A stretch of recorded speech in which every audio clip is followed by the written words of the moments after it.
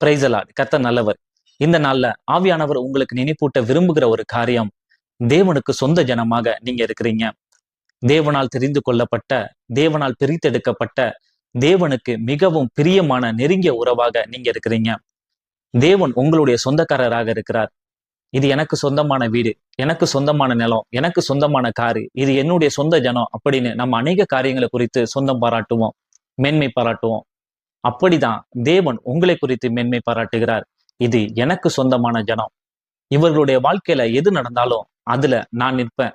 இவர்களுடைய இன்பத்திலும் துன்பத்திலும் கஷ்டத்திலும் நஷ்டத்திலும் இவர்களோடு கூட கைகோர்த்து நான் நிற்பேன்னு தேவன் இந்த நாள்ல உங்களுக்கு தெரியப்படுத்த விரும்புகிறார், உங்களுக்கு வெளிப்படுத்த விரும்புகிறார். நீங்க தேவனுக்கு சொந்த ஜனமா இருக்கிறீங்க.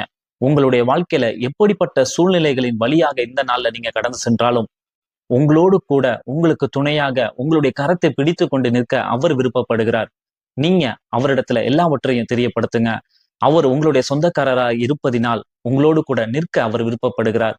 அவர் உங்களோடு கூட நிற்கிறார். அவர் உங்களோடு கூட நிற்கிறார் என்பதே உண்மை.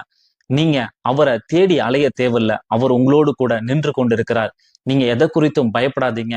அவருக்கு சொந்தமான ஜனமா நீங்க இருப்பதினால உங்களை காயப்படுத்தக்கூடிய எதுவாக இருந்தாலும், உங்களை கஷ்டப்படுத்தக்கூடிய எதுவாக இருந்தாலும் அதை அவரால் பொறுத்து கொண்டு பார்த்து கொண்டு இருக்க முடியாது.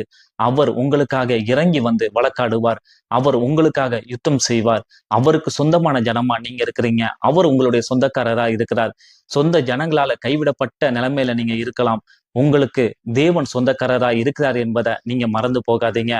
சொந்தக்காரர்களால் வெறுத்து ஒதுக்கப்பட்ட நிலைமையில நீங்க இருக்கலாம். ஆனா ஒன்றை மறந்து போகாதீங்க, நீங்க தேவனுக்கு சொந்த ஜனம். உங்களுடைய சொந்தக்காரர் தேவன் உங்களோடு கூட இருக்கிறார்.